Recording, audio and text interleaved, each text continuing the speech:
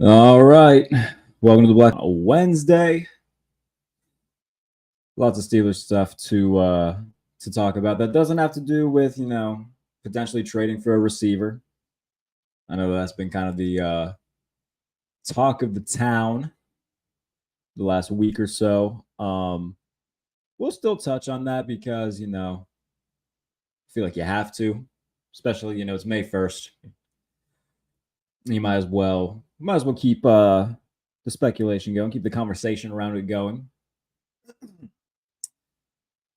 But welcome to the Black and Gold Breakdown.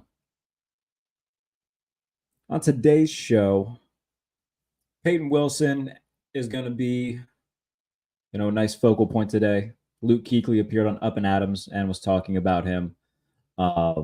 We've heard all the comps to Luke Kuechly when it comes to Payton Wilson. Jaylen Warren had some comments a few days ago during Cam Hayward's live show during the draft that caught some attention of some people. So we'll talk about that. But we'll lead off with a potential familiar face coming back to Pittsburgh. Terrell Edmunds tweeted today, I think it was two bones, one dog, which is very much or two dogs, one bone. I think it was two bones, one dog wouldn't make sense. Yeah. Two dogs, one bone is what he tweeted, and that is very much a Mike Tomlinism that is very well known. He tweeted that today, which caused a few people, myself included, to wonder, maybe a Terrell Edmunds reunion is on the horizon, which would be fun. We talked about it the past few days on here about the potential of the Steelers bringing back Terrell Edmunds, what that would mean for the safety room. They already signed Deshaun Elliott this offseason from Miami.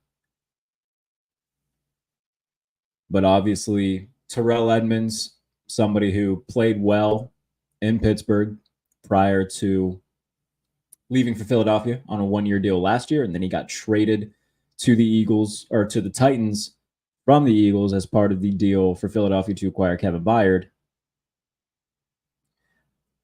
And I was a free agent. And when you look at the crop of safeties that the Steelers have right now, it's obviously Minkah Fitzpatrick with Deshaun Elliott, who's brought over from Miami, Damontae Kazee, Trenton Thompson, who's still on the roster. Now, we had the conversation a little bit yesterday of like, okay, well, if you had the choice, would you prefer Damontae Kazee or would you prefer Terrell Edmunds? And the easy choice for me would be Terrell Edmunds. Because while he didn't have, the flashy takeaway numbers, he was really good in coverage against tight ends. He played his role very well opposite of Minkah Fitzpatrick. And I would be very okay if they bring back Terrell Edmunds on a cheap 2-year deal or a 1-year deal with an option. Because again, it's a guy who fills his role well opposite of Minkah Fitzpatrick. I would, three safety sets with Fitzpatrick, Deshaun Elliott, and Terrell Edmunds. I think that would be terrific. So I would be very open to a potential reunion between Pittsburgh and Edmunds. I think that would be great. Absolutely great. And then that'll bring up the casual conversation about, okay, well, what about Justin Simmons? Because, he's still available. Guys like Jamal Adams are still on the market. Like, there's still a few safeties out there that are available that, might be bigger names than Terrell Edmunds. But, when talking about Justin Simmons, that's a guy who will be much more expensive than Edmunds would be. And in terms of Jamal Adams, I mean, that's a guy who would just be predominantly in the box. He's not dropping back in coverage. He's very much a box safety. He's basically just another linebacker at this point in his career. So if a return for Terrell Edmunds is on the horizon, I'm here for it. Absolutely here for it. And I think that would really help out the defense. I think he's just a fit for what they do. And it took him a little bit to get figured out. Like, he shouldn't have been a first-round pick. I think that's widely accepted. But, 2020 through 22, he was as underrated a talent on the Steelers as you were going to find. And he was a real vital part of that defense. So I'm all for bringing back Terrell Edmunds. I think it's a great idea. You won't have to pay a lot to do it. So I'm all for it. Sign me up for Terrell Edmunds coming in. And like I said yesterday when we were alluding to it a little bit, what would that mean for Damontae Kazee? It would probably mean that he would no longer be on the team. They'd probably have Trenton Thompson stored on the practice squad in case somebody got hurt, but they would roll with that 3 tight end look of Minka, Deshaun Elliott, and Terrell Edmunds. Now, I would be totally fine with that. Absolutely fine with that. Other conversations pertaining to Pittsburgh. Jaylen Warren appeared with Cam Hayward at his live show during the NFL draft and was asked about, the quarterbacks being Russell Wilson and Justin Fields, and what it's been like to have them in the building, during the offseason program and whatnot, and just being around them. And he said that the leadership was evident and that it's a night and day difference from last year, which, for those who saw it, I saw a few articles had come out about it. I did a quick thing about it for Behind the Steel Curtain, but it felt like, that was a little bit of a jab. I feel like that was a little bit of a jab at, the likes of Kenny Pickett and maybe Mitch Trubisky, but it certainly felt like more so Kenny Pickett wasn't a good leader. Justin Fields and Russell Wilson are. That's how some people took it, which is understandable, just based off of the reactions to it and the way that he had worded it. It felt like, again, Jaylen Warren, by no means a confrontational guy. No means a confrontational guy. But, it felt like he was making his feelings known to everybody about the quarterback room. And look, that's a good thing for Justin Fields and Russell Wilson. Because, as I've said consistently through this, like, Fields and Wilson don't need to be elite quarterbacks for the Steelers. They need to be competent quarterbacks. That's the thing. The Steelers didn't even have competent quarterback play until Mason Rudolph took over in week 16. And it was almost too little too late, but they got a little bit of help from the Titans to get into the playoffs. And while, they lost to Buffalo and everything, Mason Rudolph showed a lot of fight. The game wasn't a blowout. It didn't really ever feel like the result was in doubt, but Mason Rudolph played well.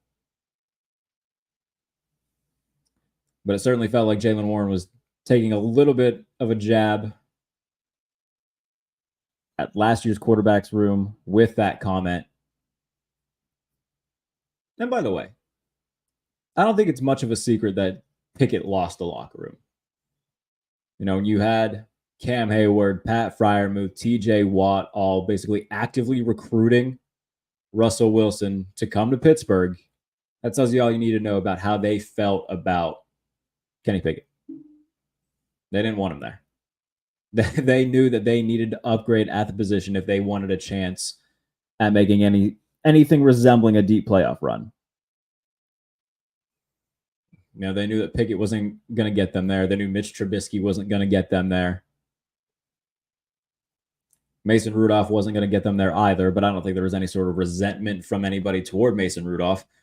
But I do think that there was a lot of animosity from some toward Pickett. That wouldn't surprise me. I think people were frustrated. And I think that Jaylen Warren could be one of those people. I think a lot of the offensive players were frustrated. I remember, I think it was a game against Cincinnati. the away game where it would have been the first game without Canada. But they showed a replay, like Pickett didn't throw it to Pat Freiermuth, who was open. And you see Pat Freiermuth like looking at his hands and shaking them, like, throw me the ball, I was open. And then all the stuff, of course, with, Mason Rudolph played really well against Cincinnati, and then he got the start the following week against Seattle, and then Pickett refused to dress as the backup.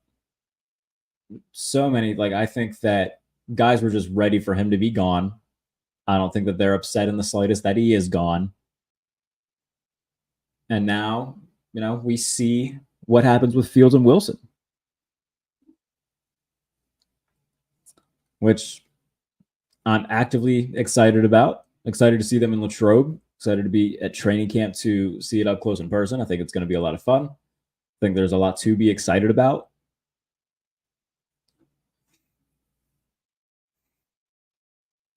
But it definitely felt like Jaylen Warren was taking a little bit of a jab at Pickett. If no one else, again, I doubt that Mitch Trubisky had any sort of real animosity from anybody in there. He didn't play well, but I don't think anybody, is actively angry at Mitch Trubisky. It would make perfect sense why guys were actively pissed off at Kenny Pickett. And Jaylen Warren let his feelings be known. Again, subtly, but noticeable. Noticeable enough. And if you're watching on YouTube, feel free to hop in the chats, leave a comment, be part of the conversation, as always.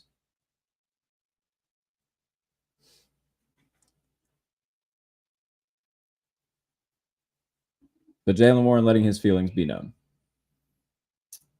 But on a more positive note, Payton Wilson, one of the steals of the draft in the eyes of many, myself included, think he's going to be a stud. He's been getting comps to Luke Kuechly for a lot of this draft cycle in terms of just how fast he is, how big he is, how smart he is, his football IQ. And Luke Kuechly himself commented on that in an appearance on Up and Adams. They played a video package of Payton Wilson. Luke Kuechly said that he loved watching him at NC State.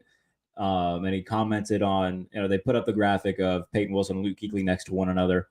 And Kuechly had said something look at the measurables. He's taller than I was. He's faster than I was. He's just really praising Payton Wilson a lot, which was obviously excited as a Steelers fan to see, because Payton Wilson, the biggest concern about him from NFL teams was, okay, he's had, a lot of injuries in the past, and, that would scare us off from taking him early in the draft. And the argument that I've consistently made against that logic is that it hasn't hampered him since 2021. I think he only played in 3 games in 2021, but played in 11 games in 22, played in 12 games last year, had 3 interceptions last year, was arguably the best cover linebacker in college football last year.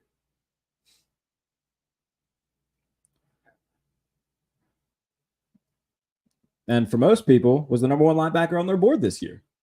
And the fact that he falls from being a potential first-round pick to the tail end of the 3rd round, I mean, everyone else's loss is the Steelers' gain. At least they hope so. And having a guy like him fly around with Patrick Queen and a Landon Roberts, that should excite a lot of people. In terms of if he'll start right away, he's probably more talented than a Landon Roberts is. Landon Roberts is a really good run stopper, but in terms of the pass coverage stuff, Wilson's better at that.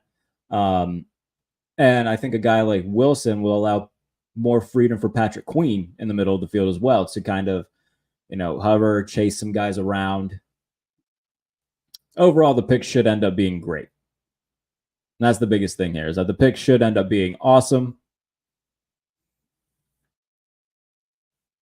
And I'm looking forward to it. Very much looking forward to it. To seeing what Payton Wilson does on the football field. Again, that's another guy. Really excited about seeing him in camp. Seeing him in the preseason. And Steelers fans will tell you, hey, preseason results don't mean anything as a team. Individually, though, Jaylen Warren was awesome in preseason last year and had an awesome regular season. Nick Herbig was really awesome in preseason last year and had a really nice regular season and made the most of the snaps that he was given. Joey Porter Jr. had an interception in preseason last year. Everybody was really excited about him, and he had a great year. Who else? Am I missing anybody? I mean, Landon Roberts and Quan Alexander both had really nice preseasons, and they both had really nice seasons. Obviously, Quan Alexander got hurt and got hurt in the middle of the year, so he didn't have a full season. But from what he did play, he played great. So all these guys that popped last year in preseason had really nice years individually. And so if Payton Wilson looks great in the preseason, that's something to be excited about. If Patrick Queen looks great in the preseason, if Roman Wilson looks great in the preseason, we'll see with the offensive line. Because remember, last year, Broderick Jones struggled a little bit in the first preseason game, which would have been against Tampa. Struggled in pass pro, which I think the Steelers were cautious about and didn't rush him into the starting lineup. He didn't become a starter until after the Jacksonville game. His first start was against the Titans on that Thursday night following the loss to Jacksonville.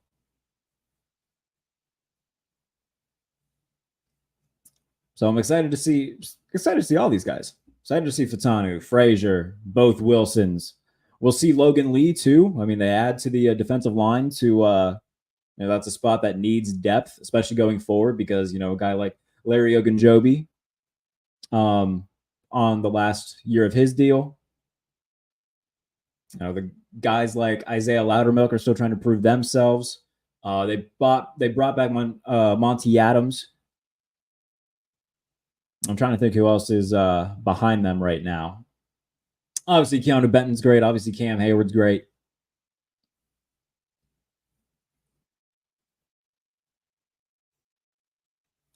But I'm excited to see all these guys in preseason.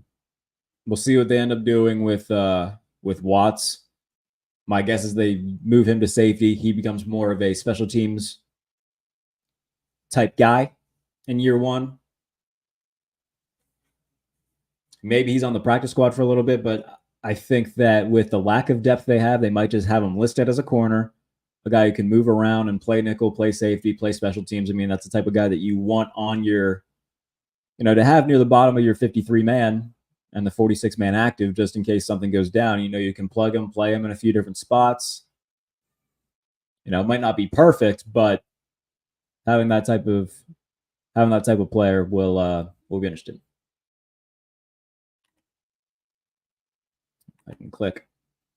Bundles of Cat. That's a tremendous name. Where does DeMarvin even fit in? That's a good question. I've been pretty open about my opinion with DeMarvin Leal in that he might just not be a scheme fit. I feel like if he was utilized in a different spot on the defensive line, he might be a little bit better. I think that Pittsburgh tries to move him somewhere where he just gets outright cut. I don't think that DeMarvin Leal is going to really have a trade market because we haven't really seen him play a ton. So I think that he's a guy where Logan Lee got drafted. I think he's going to have a roster spot, obviously, and I think that kicks DeMarvin Leal off the roster, which is, that's a guy who they took in, the 4th round a few years ago? They took him with a relatively respectable pick and obviously would have liked to see more from him, but there hasn't been any sort of fit. And so I wonder if they would try to move him to more of a 4-3 style defense. I think Washington's defense would actually be a better fit for him, where he could be more of a 3-tech type guy. So I think that he'll probably get released, but I think a more 4-3 style of defense with 4 down defensive linemen would be a better spot for him rather than Pittsburgh, who goes 3 and then has off the edge. So I think that would be the better fit for him. Yeah, like I said, a team like Washington, maybe a team like Minnesota, who doesn't have a lot of depth on their defensive line right now, because look at what Minnesota lost in free agency. They lost Danielle Hunter, DJ Wanham, Dean Lowry came to Pittsburgh. They lost one more, whose name is escaping me. There was another guy there who also signed elsewhere. That's really good. Oh, Marcus Davenport. He signed elsewhere as a free agent. So they lost a lot of guys on the defensive line, did Minnesota. I could see DeMarvin Leal ending up there. And going, I mean, Brian Flores was there while Leal was there. So, I mean, there's some familiarity there. But I could see him ending up in Washington. I could see him ending up in Minnesota. What other team needs defensive line depth? Tell me a team that needs defensive line depth, and I'll tell you where he could end up. Because, it hasn't worked out in Pittsburgh. And again, I think Logan Lee is going to be a guy that comes in and probably pushes him off the roster. So that's something to keep in mind going forward.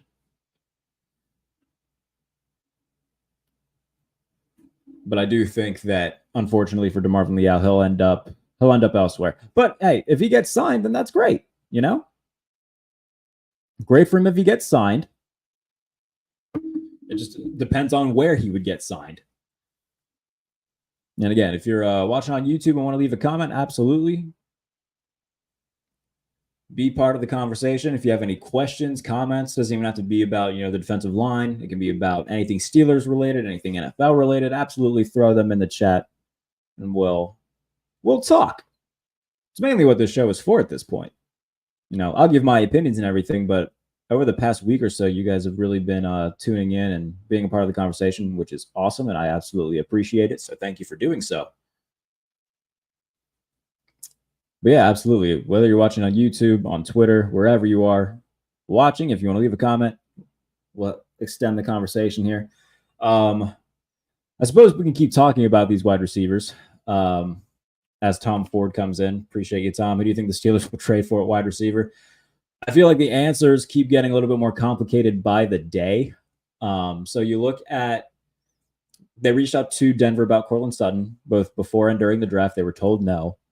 San Francisco apparently wanted too much for Deebo Samuel. I don't think that they want to get rid of Brandon Ayuk. My buddy Ben Albright reported that they reached out to Seattle about DK Metcalf.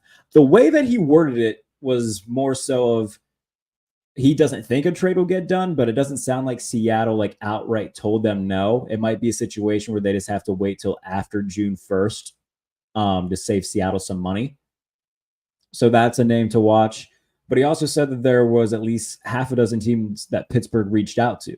So that leads me to believe that maybe they reached out to Vegas about Devontae Adams. Maybe they reached out to Tampa Bay about Chris Godwin. Maybe a Washington about Terry McLaurin. New Orleans about Chris Olave. Maybe they, launched a blindfolded Hail Mary and asked Dallas about CeeDee Lamb. I think that they're doing the way I think they're going big game hunting. They want a big name. They want a legitimate star receiver opposite of Pickens. And they're doing their due diligence to get one. If I had to guess who it's going to be, oh, goodness. I don't think that you can rule out either of the 49ers receivers right now just because, the way that their draft went, they took Ricky Pearsall in the first round. They took another receiver later on. It just feels like they'll try to move one of those receivers for different reasons. If they move Samuels because they want to pay Ayuk. If they move Ayuk, it's because they know that they're probably not going to be able to afford him with what they want to do. And the versatility that Deebo Samuel gives them would be harder to replace than what Ayuk gives them. So I think that both of those guys are still on the board. I think Courtland Sutton's still on the board, but Denver's just being very stingy and odd with that. But I think that all three of those are still my favorites. Devontae Adams is a fun one to me, though. I know that he's a little bit older. He's 32, but he's still playing really well. That's a situation where if Pittsburgh were to make a trade, the Raiders would have to eat a good portion of that. But in return for that, the Raiders would be like, okay, yeah, we'll eat a good chunk of this, but you're giving us a second-round pick. And I think that's a situation where Pittsburgh would go, okay. Which I would be shocked in a situation like that if they gave up anything less than a third-round pick for Devontae Adams. But I think that he's a real name that's very realistic. Hi, Jonathan. I see Logan Lee having a great career as a Steeler. Hopefully. He's really athletic. The Steelers definitely had a mindset going into day 3, which every team should have the mindset of, if you haven't addressed a position of need yet, just find the athletes at those spots. Watts from Texas, really athletic, who they can play all over the secondary. Logan Lee, incredibly athletic. Mason McCormick, really athletic. So all of their day 3 picks were athletic guys. Weren't really sexy picks, but picks that filled a need. So I don't know a ton about Logan Lee, but looking at his real athletic score, the numbers that he put up at Iowa as part of one of the better defenses in the country, I understand the pick, especially with the need on the defensive line that they have, where they don't really have a ton of guys for the future. Larry Ogunjobi's going to be a free agent. Cam Hayward might retire after this year. I don't know. Certainly possible.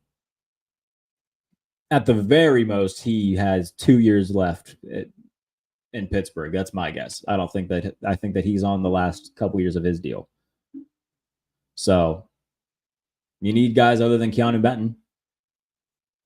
That's where guys like, okay, they need to see something from Isaiah Loudermilk. They got to see something from Monty Adams.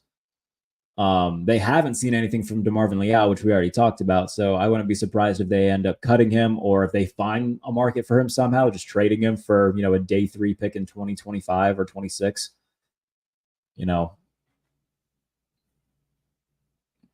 But they haven't gotten the production from their depth pieces on the defensive line. So we'll see what comes of that, though.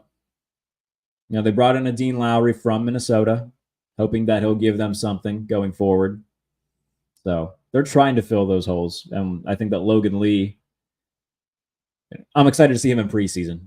Because like I said earlier, guys who popped in preseason last year, almost all of them had really nice regular seasons, where Jaylen Warren had a really nice preseason. Nick Herbig had a really good preseason. Quan Alexander had a really good preseason. Unfortunately, he got hurt, but was doing well in his role. So there was, a select handful of guys last year who played really well in August, and it translated into the regular season. So I'm hopeful that, if Logan Lee pops in the preseason, he'll get, a select number of snaps per game. And hopefully it ends up like a situation like Nick Herbig, where he just makes the most of them. But I am excited. I'm excited for this draft class. It's hard to not be excited. Payton Wilson getting comps to Luke Kuechly, and Luke Kuechly being like, hey, he's a bigger, faster version of what I was coming out of school. That gets me excited. And it might seem like football's far away, but think of it this way. The Super Bowl was 3 months ago. Think how short or long ago that feels to you. To me, it doesn't feel that long. There's even less time from the Super Bowl till training camp. Super Bowl was about 3 months ago. We got less than 3 months till training camp.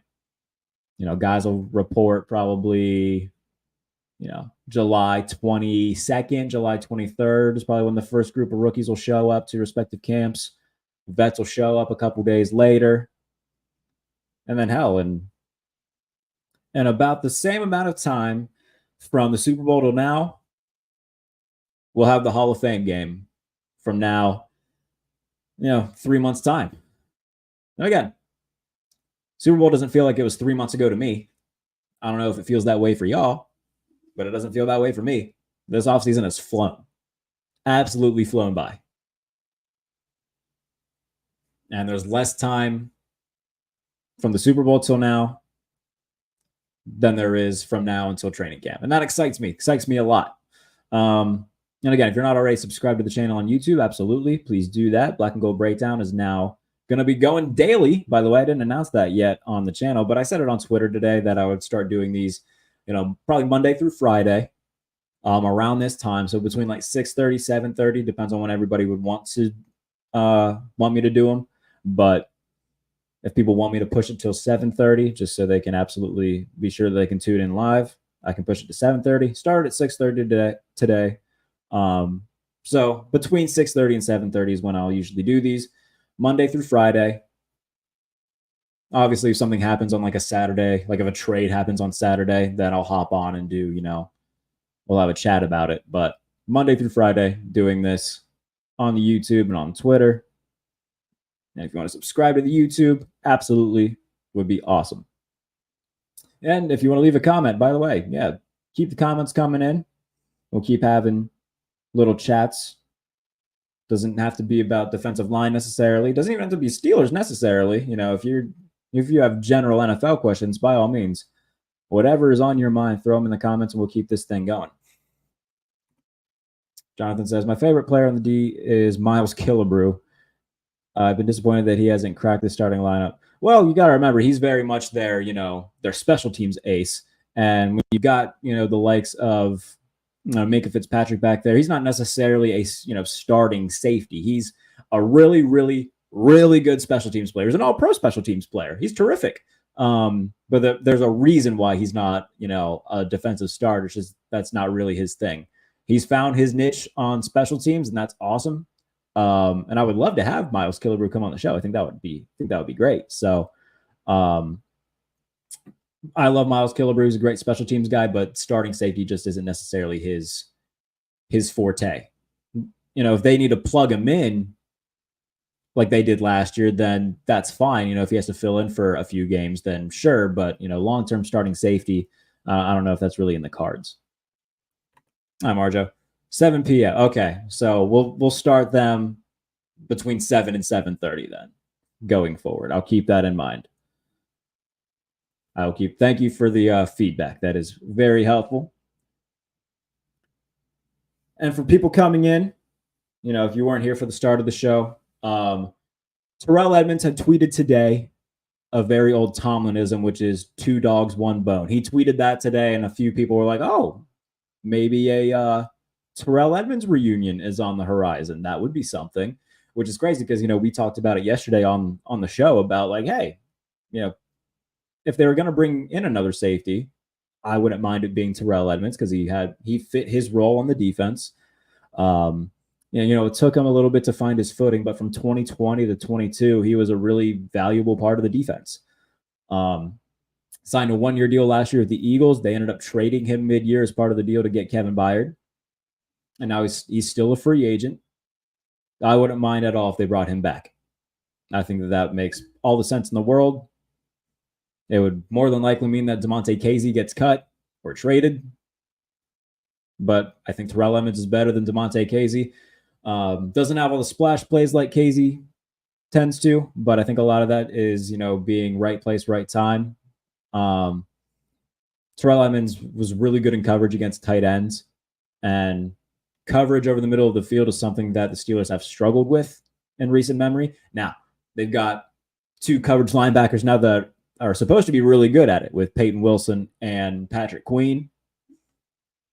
But you can never have enough guys to take away the middle of the field, especially in the direction that the NFL is going now, where the middle of the field is becoming the most important part of the field. If you can have a guy who can erase tight ends, man, you get him. And I think it would make all the sense in the world to have Terrell Edmunds be brought back into the fold. Makes sense to me. I'd absolutely love it. There you go. We talked about it yesterday. I know, a lot of people in the chat really, like Damontae Kazee, and that's fine. I don't have anything personal against Damontae Kazee at all. I just think player-wise, Terrell Edmunds is the better player and the better fit for the defense. So I would like to see him brought back in. I think that would be great. Then when you go with these 3 safety sets, you can have Minka Fitzpatrick, Deshaun Elliott, and Terrell Edmunds. Sign me up. I'm all for it, man. That would be great. The other part that I had touched on, and again, for people who are just coming in, I started a little bit earlier than yesterday, and I'm starting to see people say, hey, Marjo had pointed out, can you start these more like 7:30? Cool. That's what we'll do from now on then, is between 7 and 7:30, we'll start these things up. But also talked about what Jaylen Warren had said during Cam Hayward's live show during the NFL draft. He was asked about, the quarterbacks, having Justin Fields and Russell Wilson in the rooms during like OTAs and whatnot. And he said that the leadership from them is tremendous and night and day difference from last year, which obviously made some people go, oh, that was a somewhat subtle shot at Kenny Pickett. And that's probably a fair read on the situation. I think that a lot of people were... I think a lot of people in the building were just kind of done with Pickett. When you had Cam Hayward, Pat Freiermuth, TJ Watt all like actively recruiting Russell Wilson to go to Pittsburgh, that tells you all you need to know about how they felt about Kenny Pickett. They were done. They knew that they couldn't win with him. They couldn't win games of importance with him. You know, it's all fine and dandy if you can eke out a win against the Titans, who are starting a rookie quarterback in his first career start. The fact that you have to eke out a win against that at home, that's a problem. And the fact that everybody threw a pizza party when you scored more than 20 points in a game, that's a problem. The Steelers scored 30 points with Kenny Pickett once, and that was in 2023 against the Bengals at home. And the 30th point came like in garbage time, really, when the Bengals were just kind of in prevent. They were up 2 touchdowns already. They knew that they were going to win. And then Mason Rudolph comes in and scores 2 consecutive games of 30 points, which I believe they hadn't done since 2021 or 2020. I think everybody's just kind of checked out on Pickett. And Jaylen Warren, not a confrontational guy whatsoever, very soft-spoken, very just kind of, himself. But, I think that was both a compliment to Justin Fields and Russell Wilson, and also a, subtle, not so subtle jab at Kenny Pickett, where, the guys were just kind of done with it. And I think that the locker room is pretty happy to be rid of Kenny Pickett, who's now in Philadelphia, of course. So I think that there was reason with that comment, and I think he's very justified with it. Jonathan says, Deshaun Elliott reminds me of Ryan Clark, the way he talked during his presser. Deshaun Elliott's awesome, man. A guy who will, I talked about this before with these signings. I think he's going to take a lot off the plate of Minkah Fitzpatrick. When they want to stack the box against the run, Deshaun Elliott is a very good run support safety. So that's the guy that they'll put up from the safety spot to help against the run. And I'm excited to see what he can do for the defense. And he can also be, reliable in deep coverage as well. So they're finding these guys who have like really specific things that they do well for the defense. Deshaun Elliott is a really good run stopper coming up from the safety spot. So I think a lot of this is to, try to take all the pressure and a lot of the hats off of Minkah Fitzpatrick's head, just so he can get back to doing what he does. And that's sit in center field, read the quarterback, and get interceptions. Because Minkah Fitzpatrick has had to do a lot over the past few years, where, back in 2018, when they acquired him, he was just able to sit back, read quarterbacks, get interceptions, and become all-pro year in and year out. Sean looks to hit is the impression I got from him. I like the signing. Yeah, me too. I like the signing a lot. It wasn't, one of the big splash guys, but they didn't need him to be, because they already have a really good safety in Minkah Fitzpatrick. So I think he's going to complement what they do well. I think he's going to complement Minkah really well. And I like the signing. And again, I would love if they also brought Terrell Edmunds back into the fold. I think that just makes too much sense to not happen, where there's familiarity there. He played really well in this defense. I think he would have liked to get, a nice extension from Pittsburgh. And I think he was hoping to get more on the free agent market last year than he did. He only got a 1-year deal for $2 million. And now he's still a free agent. I think that you can probably sign him for around that. You can sign him to a 2-year deal for $4 million. Why not? I think that makes all the sense in the world to bring back Terrell Edmunds. Let me see what Deshaun Elliott's deal was, because now I'm curious as to how much they're paying him, because I don't know off the top of my head what they're paying him. But I'm happy that he's there. And again, Deshaun Elliott, that's another guy. We talk about Patrick Queen being a former Raven. Deshaun Elliott's a former Raven too. So the Steelers gave Deshaun Elliott a 2-year, $6 million deal. So would be similar, a little bit less than what they gave Deshaun Elliott should they bring Terrell Edmunds back into the fold. At least I think. I think a 2-year deal for $4 million or $4.5 million with incentives to get it up to $5 million would be fine for Terrell Edmunds. Next Concepts, good to see you. I don't think it wouldn't take much to get Terrell Edmunds back. And yeah, they're only paying Deshaun Elliott about $3 million a year. And yeah, concepts. About $3 million for Deshaun Elliott. That's fine. That's perfectly fine. What are they paying Casey? Let's see what they're paying Casey. Because I know that's been a topic of conversation over the past few days. Oh, Casey's only on he's making less than $2 million a year, actually. 1 year, about 1.18. So he's not making a ton. Yeah, he's making, let's see. Oh, hold on, I might have lied. So this year, his base salary is $3 million. His cap hit is 3.875. I think I was looking at last year's money for him. So his cap hit this year is about 3.875, and his base salary is about $3 million. And he'll be a free agent next year.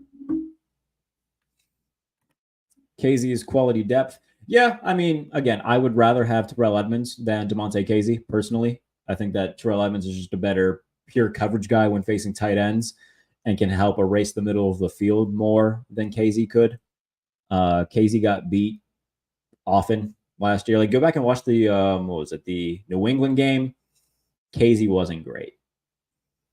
He had more of the splash plays than Terrell Edmunds did, but again, I think a lot of that was just being more so just having the ball bounce his way. I think that he is a fine depth safety in the league, no doubt. I just think I would rather have Terrell Edmunds. And if there is a situation where the Steelers bring Edmunds in and let go of Casey, he'll find another team. It's not as if he won't play in the NFL again. And same for Terrell Edmunds. Like, he'll be on a team at some point. I just hope it's the Steelers. Just hope it's the Steelers. Hi, Spice. They play two different safety positions in case he can cover downfield. I would argue against the fact that Casey is very good at consistently covering downfield. And the thing with Edmunds is that they would have him to specialize in taking away like the underneath middle portion of the field, specifically tight ends. Where, if you have three guys that are taking away the most important part of the field with Payton Wilson, Patrick Queen, and then Terrell Edmunds, with Fitzpatrick on the back end, I like that a lot.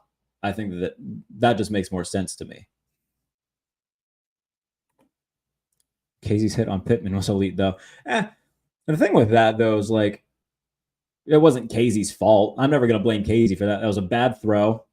He was already in the process of going for a hit because he thought Pittman was going to stay up. Pittman dove, and it was a bad situation. So I thought that suspending him for the rest of the year was BS. Like, he was just trying to do his job and enforce an incompletion.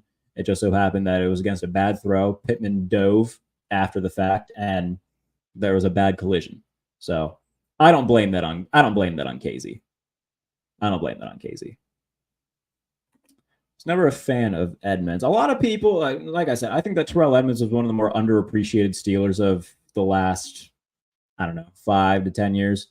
He shouldn't have been a first round pick. And it took him a little bit to find his footing. But from 2020 to 22 was one of the more reliable defenders that they had. So I like him a lot, and I would like to have him come back into the fold. And if you're just joining and hadn't seen what he had said on Twitter today, he had tweeted out 2 dogs, 1 bone. Terrell Edmunds tweeted that today, which is like one of the older Tomlinisms that there is. So that got people speculating like, oh, maybe the Steelers are bringing back Terrell Edmunds. At least that's what I thought when I first saw it. So we'll see. We'll see. Nice concepts. Bad medicine ball, and Casey got the PBU. Yeah, it wasn't great. Which, again, in today's NFL, you're not gonna, if you have a hit like that, things are gonna happen. And it just so happened that it wasn't a great ball. Pittman dove for it after Casey had already, gone for the pass breakup, and then their heads collided. Wasn't great. And Pittman was okay. I don't think he finished the game, but I think Pittman was all right, which is always good to see. It was just one of those freak plays that happened. Again, I don't think suspending him for the rest of the season was the right call because, football, shit happens. But it is what it is. Edmonds was good at what we needed him to do. I agree. He filled his role well once he found his footing in the defense. And I think that getting Minkah Fitzpatrick opposite of him really helped him a lot. He's not, a predominant safety in a defense, but he's a very good complement. So, especially in the Steelers defense, like he just fit what they did. He's good at taking away the middle of the field, good at taking away tight ends.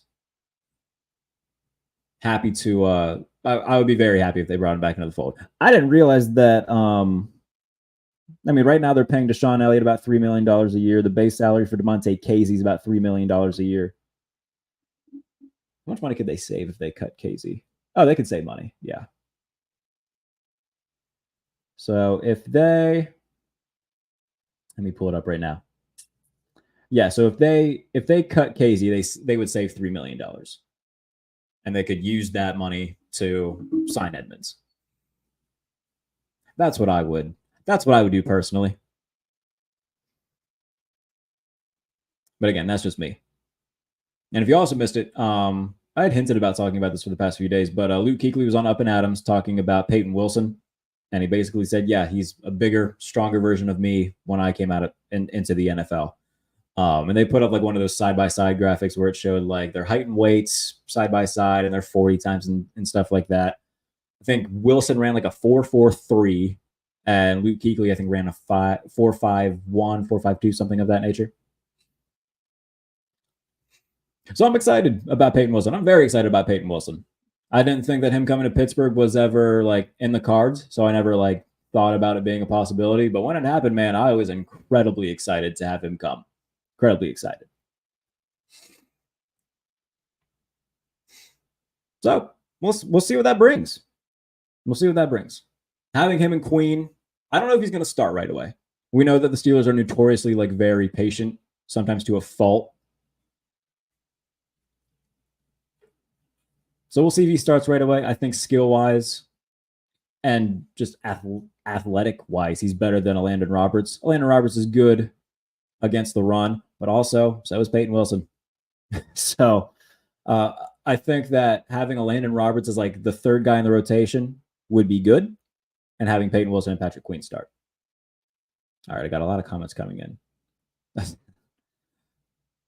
Hello, Mr. Dr. Professor Trent Fluoride. So this is a Saints fan. I had said something today on Twitter, like maybe the Saints were one of the teams that the Steelers called trying to get Chris Olave. He's a Saints fan. I don't think that they would trade Olave. I'm saying that I wouldn't be surprised if the Steelers reached out. Spice Creations, I would not cut KZ if Mika got hurt. There's no one that can cover the middle. Again, they have a litany of guys. It's not as if Terrell Edmunds can't cover at all. He wouldn't be an NFL safety if he couldn't cover at all. If you want to make the argument that KZ is better on the back end, then sure. But I think overall, Edmunds is the better safety. That's just my opinion. Everybody's entitled to have their own, of course. I'm just saying my piece. They have until tomorrow to pick up the fifth-year option on Naji. What's going on with that? Oh, that's true. My guess is they pick it up. I would be surprised if they didn't. And then if they don't, then we're going to have a real conversation about, okay, what's going to happen with Najee Harris after this year? Because, if they don't pick up the option, they could do like a extension for cheaper money. I think that's what they're going to do with Justin Fields is, they're not going to pick up that option for, I think it would be $20 million or something, but they'll give him like a 2-year extension for $24 million and only pay him, $12 million or what it would be next year. So I think that they're going to do an extension for Fields. But I would be surprised if they don't pick up the 5th-year option for Naji. That would make me genuinely surprised. I totally forgot that was their deadline for that was tomorrow. Good call. Good call, Mark. Payton Wilson could be elite. I think so. I really hope so. And I've said this the last few shows about like the concerns of him. Like everybody talked about, he's had injuries to his knees and his shoulders, but it hasn't hampered him in 2 years. Played in 11 games in 2022, played in 12 games last year, and has eaten it up the past couple years. Had 3 interceptions in coverage last year, was arguably the best cover linebacker in major college football. Like, I don't know what everybody's freaking out about. The injuries haven't seemed to have effect on him in a long time. This felt like somebody that the league just thought too hard about and let the Steelers steal. Like your show, dude. Thanks, man. Appreciate it. My money's on DK coming to Pittsburgh to play with Russell Wilson, but don't expect nothing before June 1st. Yeah, if he's the guy, that won't come till next month. Because the Seahawks would save a lot of money if they did it after June 1st. Then again, I mean, I've had my my thoughts on the DK Metcalf thing. He just loses his cool too much. So that's something that would make me worried. The talents obviously are. He's great. He's a tremendous receiver. But when he, it always loses his cool whenever they're losing, he's not getting his targets. He injured a guy last year by taking a cheap shot on him. Like, that stuff turns me off, man. So again, the talent's there. It's definitely not a talent thing. It's a, can this dude keep his head thing. Still no receiver info. None that I know of. I keep latest thing I heard about Courtland Sutton wasn't even Steelers related. It's just that the Bills hadn't reached out because I was curious if they did. But apparently the Bills haven't made the call yet. Doesn't mean that they won't or that they're not interested, but they haven't yet. And the only two teams still that have made the call are the Steelers and the Rams to Denver about Courtland Sutton. So no other teams have come in. It's been those two, and they were told no during the draft. Again, it's still pretty much just same old with on the Sutton Broncos front is that he still wants a new deal. They still don't want to give him one. Nothing's changed over the past few days. So just kind of sitting and waiting. More Saints fans are finding this. Bro said Olave. Again, I don't think that they're going to get rid of him. I merely said, I wonder if the Steelers reached out to the Saints about Olave. I took a little bit of a dig at the Saints because they're a poorly run organization who haven't been, like, they think they're one move away from being good when they're not. I think that they would be dumb to trade Olave. But if there's 6 teams that the Steelers reached out to, it wouldn't surprise me if the Saints were one. Wilson may need to put some weight on. You're talking about Roman Wilson, I assume, then. Maybe. And if he does, it won't be bad. I don't think that that'll be too much of a concern. It's dumb not to. They always go last minute and try to extend if possible. Yeah, I mean, I think that Najee Harris's option will get picked up. Again, it would surprise me a lot if it wouldn't. They should pick it up. Maybe they're gonna work out a new contract. Maybe, yeah, maybe they just work out an extension altogether. That would be fine too. Najee's a solid running back. And I think that he'll get solid running back money. I'll be interested to see what that number looks like, though, when the time does come. Because we know the entire conundrum about running backs over the past few years has been, man, nobody wants to pay running backs. And my thing with that is that running backs just get drafted to the wrong teams. It's not 1992 anymore where if you draft a good running back, they can turn around your franchise. It's not the same league. So you've got guys like Saquon Barkley who are really good and get drafted to the Giants and are expected to turn them into a playoff team. He can't. You need a good quarterback. You need a good defense. Running backs, like, it's not as if you in the 90s when the Lions had Barry Sanders and he single-handedly dragged them to playoff appearances. It's not the same league. So you've got all these running backs who are really good going to really bad teams that never get good quarterbacks and never do anything besides try to address a running back. Like, in today's NFL, running backs can't be the foundation that you build around. They need to be the final piece to an already nice puzzle that can put you over the top. Look at San Francisco. They were already really good, and then you add Christian McCaffrey, and that makes them that much better. Those are the situations that if you're a running back, you want to go to. You don't want to be, Josh Jacobs drafted to the Raiders. You don't want to be Saquon Barkley drafted to the Giants. Sure, you're going to be good, but your team's going to win 5 games a year. So it's not the running back's fault that teams draft poorly, but they get put in bad situations. And now you're going to see this year Saquon Barkley in Philadelphia, who I think he's going to tear it up this year so long as he stays healthy. I'm going to see Josh Jacobs in Green Bay. I think he's going to have a really nice year.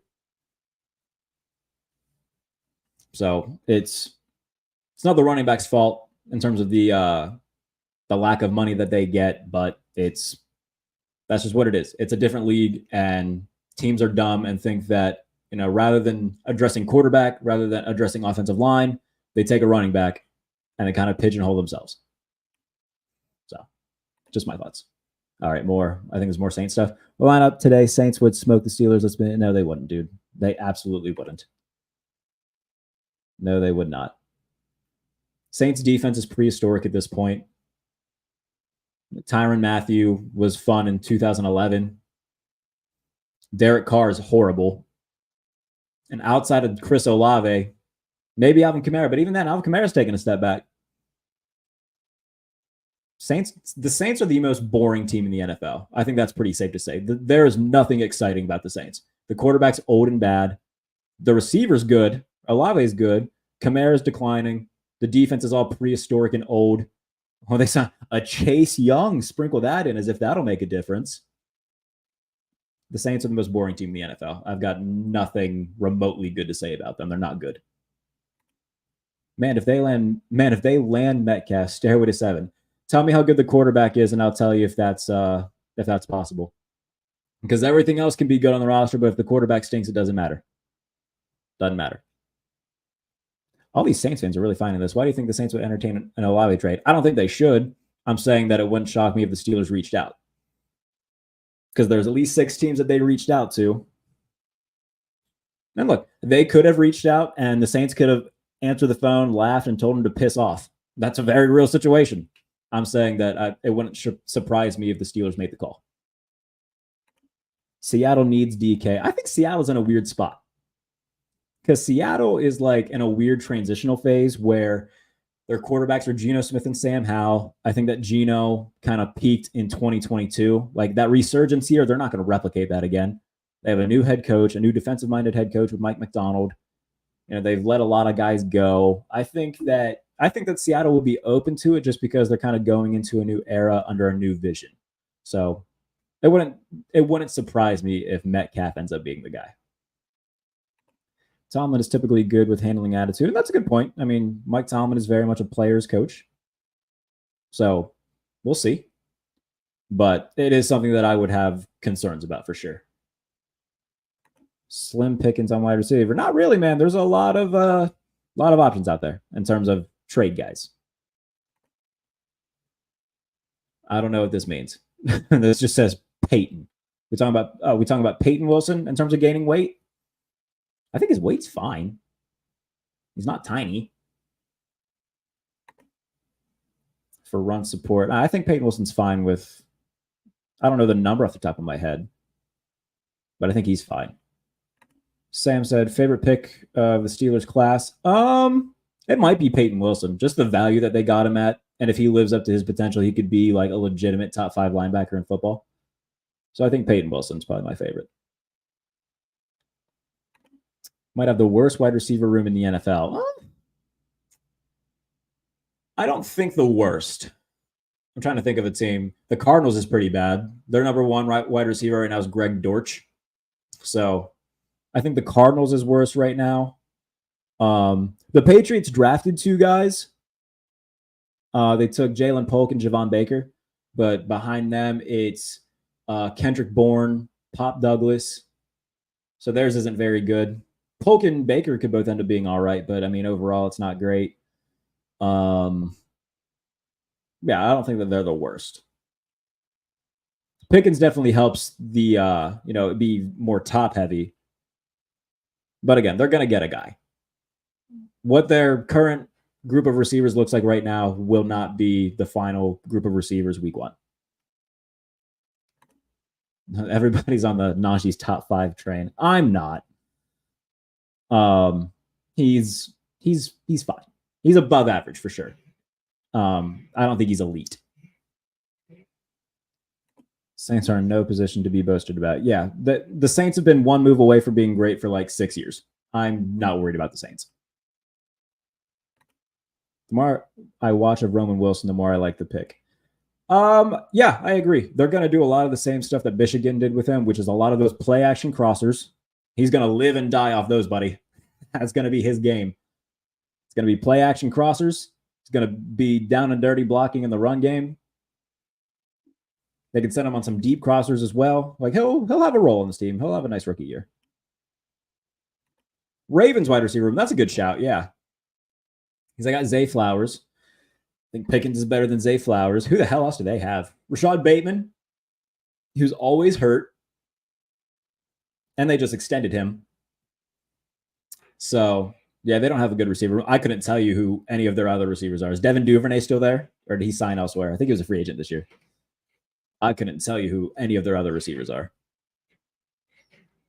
Yeah, they got Zay Flowers, Rashad Bateman.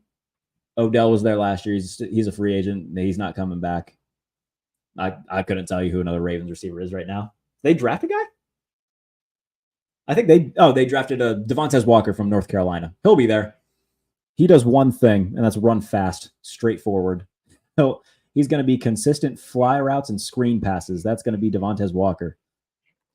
The Browns wide receiver room is really good. Amari Cooper and Jerry Jeudy.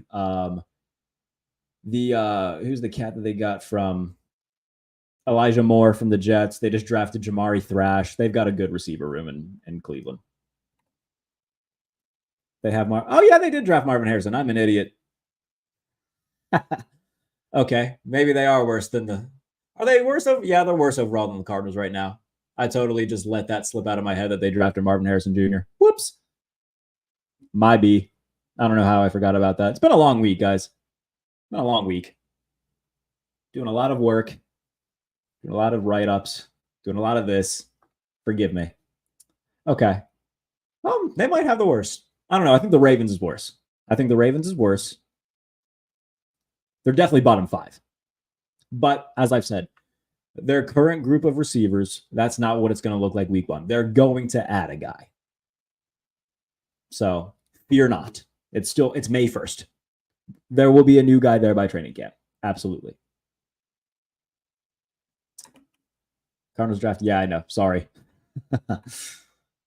Naji is insanely underrated due to weak O-lines in Canada. And again, look, man, we'll find out. We shall see. Again, I don't think he's bad by any means. I think he's definitely an above-average running back. But there's certainly... Here, we'll play this game. You can drop a running back in the chat. I'll tell you if I'll take them or Najee Harris. We'll play that game. That could be fun. I know. Spice and Concepts are very much in on the Najee Harris stuff. And that's fine, by the way. I'm all for loving your players, man. Absolutely. It's good. Nelson Aguilar. Yeah, Nelson Aguilar. Yeah, he's horrible. Oh, that's funny. Bills wide receiver room. Not really. I think the Bills wide receiver room is fine. It's not great, but solid. Curtis Samuel, Khalil Shakir is good. They just drafted Keon Coleman. They're fine. Plus, they have Dalton Kincaid, who's basically a slot receiver. Bills wide receiver room is fine. It's nothing fancy or anything, but Shakir's good. Curtis Samuel's fine. He's had back-to-back years of 60-plus catches. He's fine. Their receiver room is fine. Browns wide receivers have no one to throw to. That doesn't mean that their receivers are bad. It means their quarterback is bad. And, when Joe Flacco took over last year, they went bananas. But I do think that they're going to get worse because Watson's bad. Oh, yeah, the Giants wide receiver room. They're bad. They just drafted Malik Neighbors, though. But is Sterling Shepard still there? I think Darius Slayton's still there. Till says Warren is just better. Yeah. I would listen to that argument for sure. I think that he does more. If I had to pick one, I would probably pick Jaylen Warren, personally. We'll see. Okay, Mike G gave us one. Austin Eckler. At this juncture in their careers, like Eckler wasn't great last year. We'll see what he looks like in Washington. But if I had to pick one right now, I'd probably pick Naji. Again, Eckler's getting a little bit older. He wasn't himself last year. So I'd probably take Najee Harris over Austin Eckler right now. He's taking a step back. This one I do not agree with. Josh Jacobs is better than Najee Harris. Josh Jacobs is very, very good. Warren's not a one. I disagree with that. I think that if Jaylen Warren was on the open market today, he would find... If he went to like a Sean McVay offense in Los Angeles, he would eat. He would be deadly. So I disagree with the notion that Jaylen Warren's not a one. He very much is. Very much could be. That's a good point, Pro Jam. Yeah, got to be careful, guys like Tony Pollard. Well, you got to remember though, Tony Pollard got hurt, and so coming back from the injury that he came back from, I think that had a lot to do with it. Tony Pollard's dope though. We'll see what he does in Tennessee with Tyjae Spears. They got a loaded backfield back there now. Tennessee, man, shout out to them. They've done all they can to surround Will Levis with as much talent as possible. Jonathan Taylor is much better than Najee Harris. Jonathan Taylor is very, very good. Mark, what are your thoughts on the overall draft of the AFC North? I'm going Steelers over Bengals because Fatanu is better than Mims, Ravens, than Browns. Yeah, the Browns draft didn't really blow me away. Who did they take? They took, I think they took a defensive tackle from Baylor. We did this a few days ago, but I can't remember their draft class at the top of my head. They took one of my guys, Jamari Thrash, who I did a feature on, and I really like him as a person. So, I was heartbroken as a Steelers fan to see him go there. I texted him saying that. I was like, dude, happy you got drafted, but I really wish you weren't a Brown. I texted his dad saying that too, but I was like, look, congratulations. So I hope that he does well. So personally, on a personal level, I was happy to see him go somewhere. The Ravens, they got TJ Tampa. That fell to them. I thought that was a good pick. They took Devontae Walker, who I don't think is going to be anything. I think he's going to be kind of like a Duvernay, where he's just fast. He's a little bit bigger than Duvernay, I think, but he's going to be 9 routes and screen passes, man. That's going to be his game. I'd have to have the entire draft classes in front of me. I think the Steelers, just based off of how great they did, definitely puts them in the top spot. The Bengals didn't do bad, though. I think that Amarius Mims, if he stays healthy, will be good. They took Jermaine Burton, who's basically going to be their built-in replacement for T. Higgins. And for the time being, they just now have 3 good receivers with, more than 3, really, because, we saw last year Andre Yacivas played really well. They got that cat, Charlie Jones. So they got a very deep receiver room right now. So I think the Bengals are going to be right back in the thick of things in the AFC. Let's see. Naji is just an awful fit in the Smith system. Just because he's big doesn't mean he's the same style runner as Henry. We'll find out. I think he's going to do fine in the Smith system. I think I'll be all right. And Arthur Smith, even commented on needing to evolve and needing to stay fresh and not be stale. So, we're going to see, it's not just going to be outside zone runs. We're going to see some gap say that again. Gap concepts. There we go, Jarrett.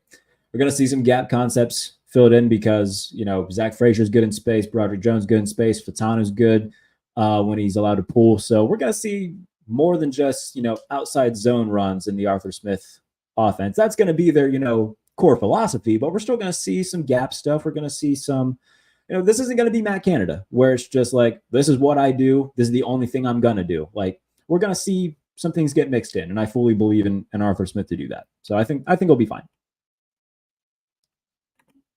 Also, Smith being an advocate of positionless football, I bet McCormick gets some run at full. I doubt that. No, I think if anybody gets put in the backfield, it might be Darnell Washington, on the goal line at the 2-yard line. Just put that 6'8" dude back there. I don't think that we're going to see any of that. I think that everybody's just really freaking out and overreacting about Arthur Smith. The stuff last year in Atlanta. I think he's smart enough to look back and say, okay, I tried some stuff that didn't work. Let me just get back to what I know works, Worthy, good to see you. Najee has the skill. He just needs to quit with the damn dancing behind the line. That I agree with. That's been Najee Harris's biggest detractor, is that he just run forward, dude. There's been plenty of times where he's been his own worst enemy. As bad as the offensive line was, Jalen Warren played behind the same offensive line and still got yards. So I think a lot of it was he was trying to be nimble when he's a dump truck and can just run through people. Just run forward, get some yards, play for the next down. I think that he's definitely had instances where he's been his own worst enemy because he's tried to do too much. Let's see. Washington needs split wide on the goal line. I want them to turn Darnell Washington into just a monster inside the 5. Put him in the backfield. Put him in the slot. Run play action passes to him. Run jump balls to him. Nobody's going to out-jump him. I hope that when they get inside the 10-yard line, use Darnell Washington in every way you can. Ravens lost a ton. I think we get good quarterback play. It's Bengals, Steelers for the division. I agree. I think the Ravens are going to be third place in the division. It's hard for me to say that I wouldn't be surprised if they're last, because usually when Lamar Jackson's healthy, they win a healthy amount of games. They're a very good regular season team. I think they'll still be hovering right around that 9-10 win mark, just because that seems to be, their floor. So if I had to bet right now, I think it'll be Bengals, Steelers, Ravens, Browns. I don't think any team's going to be terrible, though. I think the Browns' defense is still going to be awesome, but their offense is going to take a step back because their quarterback play is getting worse. And they can't really do anything about it for a while, because it will literally eat all of their cap if they let go of Watson. I think that they would love to find a way out of that contract, but it's going to be hard to do. Smith was a scapegoat for Atlanta. They had 0 quarterbacks for Smith, washed Matt Ryan and Ritter. Yeah, and look, we can knock some of the play call stuff, not utilizing Bijan Robinson as much as he should have, or Kyle Pitts as much as he should have. And again, I think a lot of that was him overthinking. I think he's a smart enough guy to take a step back, look at what worked, look at what didn't, look what worked when he was in Tennessee, take some of the stuff that did work in Atlanta, because some of the scheme stuff was good. It's just he had bad quarterback play that couldn't execute it. So I think he's going to be fine. I don't think that the Steelers offense is going to be elite, but I think it can be good. I think it could be, minimum league average at best, a pretty solid offense. I think they'll be fine. Again, the bar is very low. The bar is very low for offense in Pittsburgh right now. I think people are forgetting how good the Ravens D is. You got to remember, though, that they lost Mike McDonald, and that's not a small loss. They lost Mike McDonald. They lost Patrick Queen. They lost Geno Stone.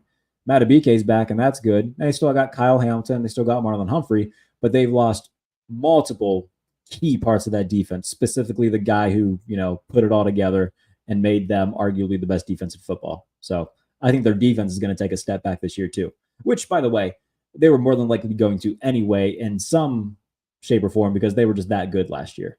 But losing Mike McDonald, the defensive coordinator, losing Patrick Queen, losing Geno Stone, like, those are 3 significant losses. Still got guys on that side of the ball for sure, but I don't think they're going to be as good as they were last year. He's trying to hit home runs when he's a singles hitter. And again, I think that that's somewhat of a fair comp. Naji's not, since he's been in the league, I think the longest run of his career was I think he surpassed it last year, but it was the touchdown run against Cleveland and Benz in his rookie year.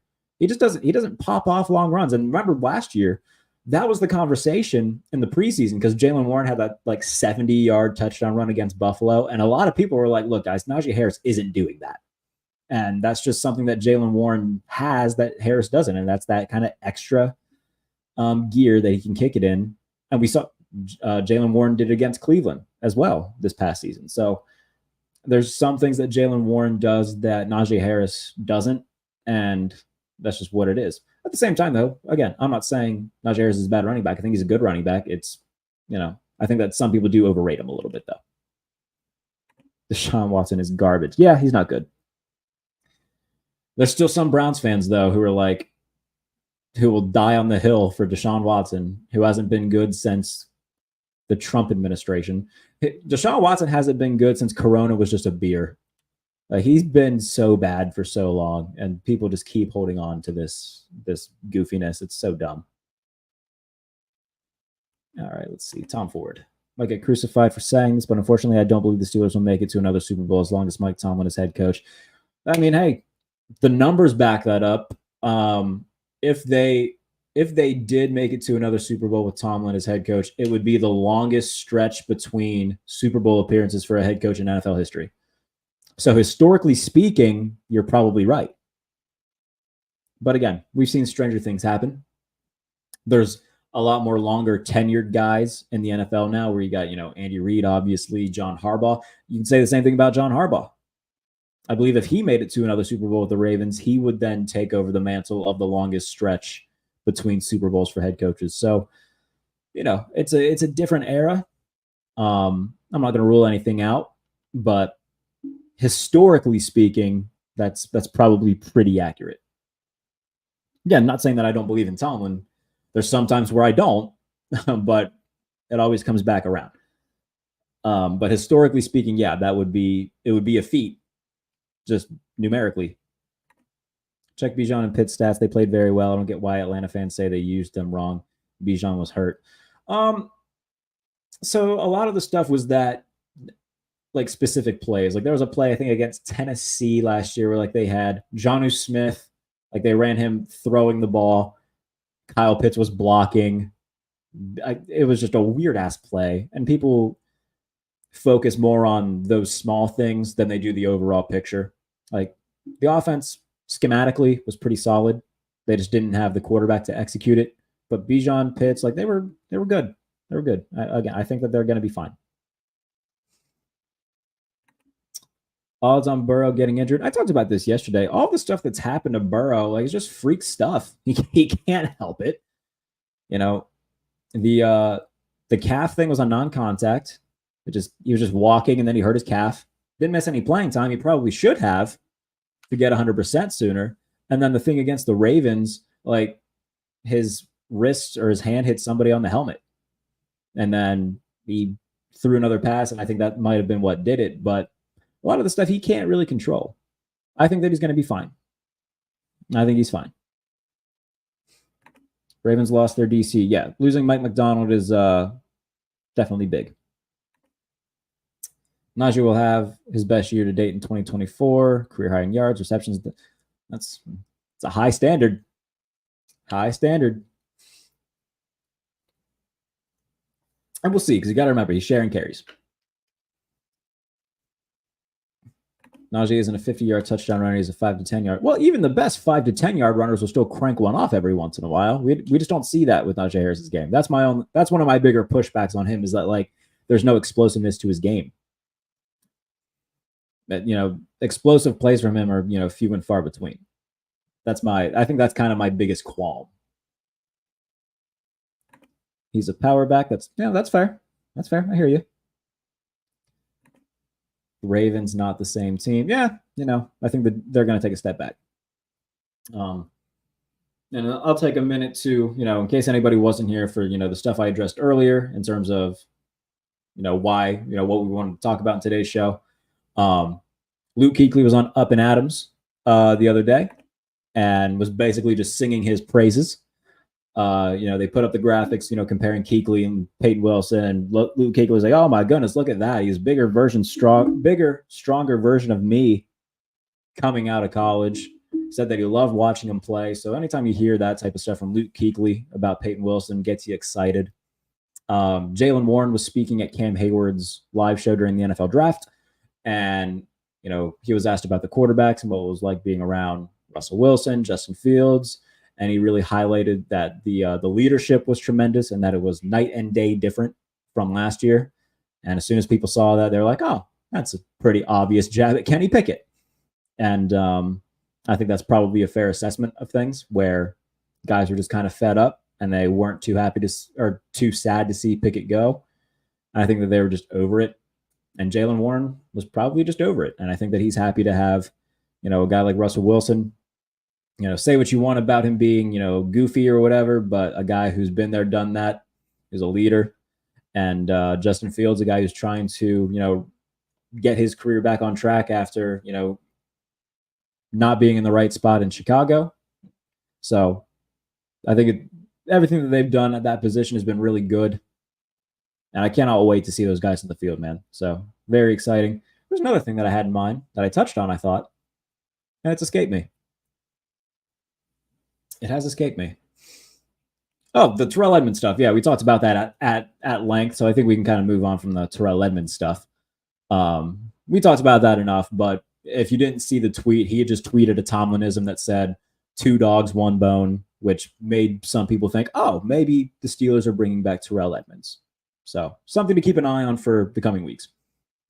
All right, so I'll get back to some of these comments here. I know that everybody wants to have their voice heard, so we'll get back into these things. More Naji stuff. Average 1,100 yards, no quarterback. Average. Dude, I hear you. I get that. But in today's NFL, talking about 1,000 yards in a season, look at his yards per carry. Like rookie year, I understand that he had 1,200 yards. He was also he's averaged less than 4 yards a carry. There's no explosiveness there.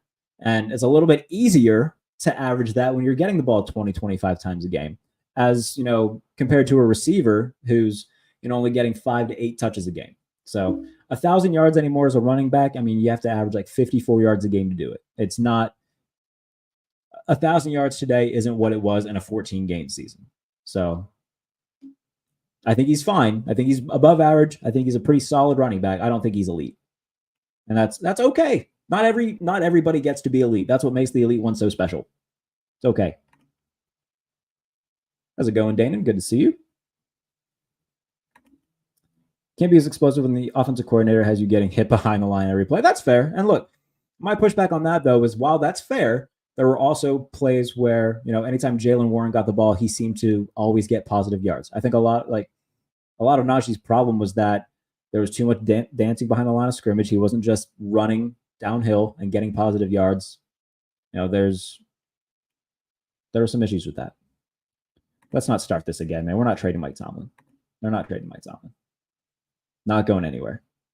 Even the people who are like the biggest Tomlin detractors, you need to understand, even if you don't like Tomlin, the Steelers aren't getting rid of him.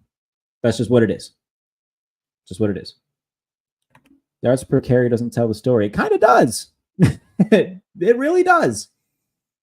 It tells you, okay, the average carry for said running back, the likes of, the best running backs in the league are getting, up with, 4.8 yards a carry, 4.9 yards a carry. If you're averaging less than 4 yards a carry when you touch the ball, that's telling. I think he had north of 300 carries his rookie year. So if he averaged 3 yards a carry on those carries, he still had 900 yards. That doesn't mean that he's explosive. It just means he touched the ball a ton.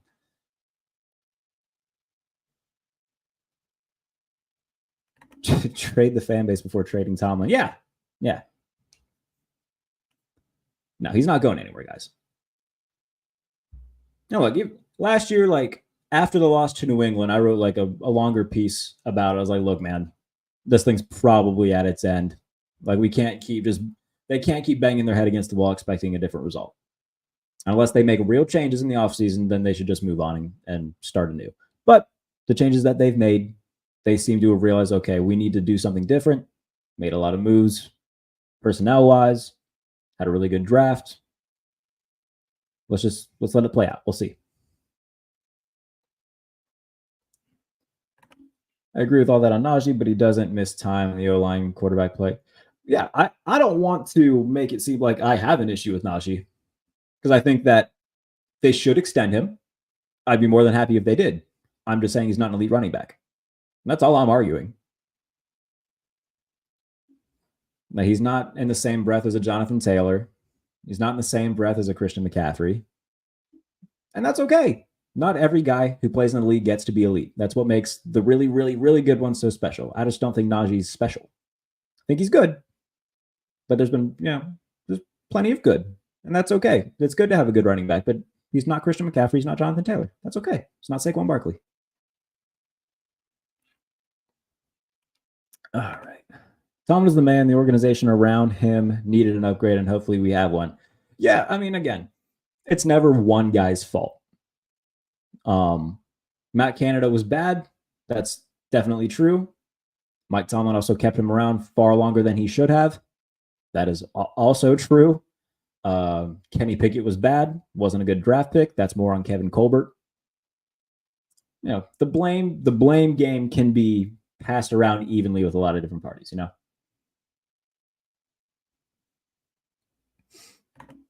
I agree. 11 to 15 running back. I would have to ranking running backs is so hard, especially now because so many teams use multiple guys. Like in Miami where they use Mostert, Etienne. Now they're going to have Jalen Wright in the mix. Even last year in Baltimore, nobody's saying that Gus Edwards or J.K. Dobbins were top tier running backs. They were made better by Lamar in the offense. So it's harder to rank running backs in today's game where there's much fewer bell cow guys. In the early 2000s when there was, the Shaun Alexanders, the LaDainian Tomlinsons, the Breece Holmes, the Jamal Lewis, it was much easier to say, okay, here's my top 10 running backs. every year, man, you're having a different top 10 because different guys pop off. Nobody knew who the hell Kyron Williams was ahead of last year, and he was an all-pro. So like it's much different in today's game because there's so few, true bell cows left who, carry the ball. Even in today's game, like if you get 15 to 20 carries in a game, that's pretty good in terms of being like a predominant one. So it's definitely different. It's definitely different than it used to be. And it's harder to, sit down and say, okay, here's my top 10 running backs because of it. He's the workhorse bell cow. Warren is a home run hitter. We can get another jiggy, wiggly, fast guy back there. Yeah. Jiggly, wiggly, fast guy. That's a good way of putting it. That's the thing, though. They're only going to utilize two guys, though. I don't think that they necessarily need somebody to like be like a predominant part of it. Those are going to be your predominant two. Adding a third, like they got the Dejan Edwards kid. They signed him as an undrafted free agent. If he makes the roster, he can be the third guy. But if he is, I mean, I'm not going to expect Dejan Edwards to get a ton of carries the game.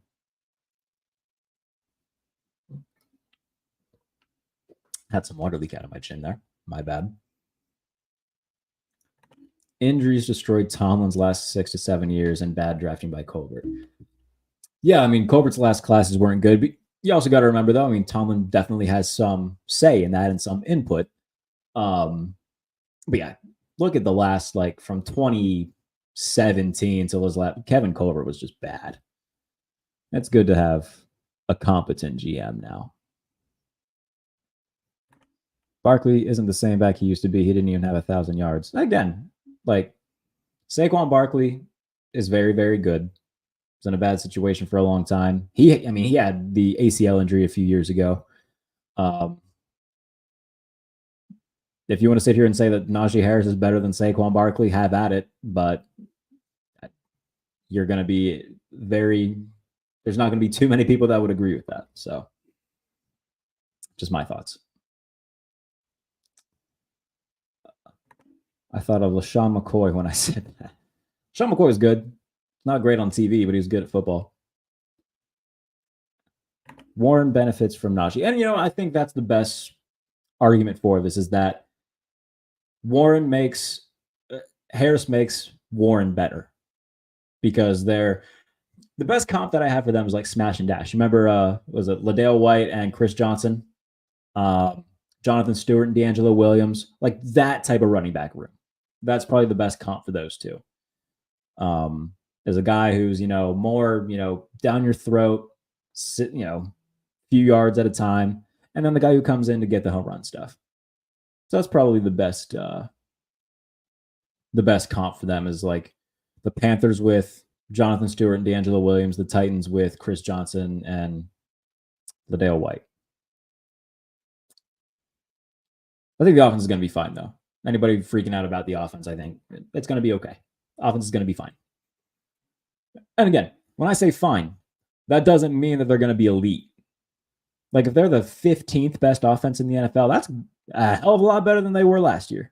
I'll take that.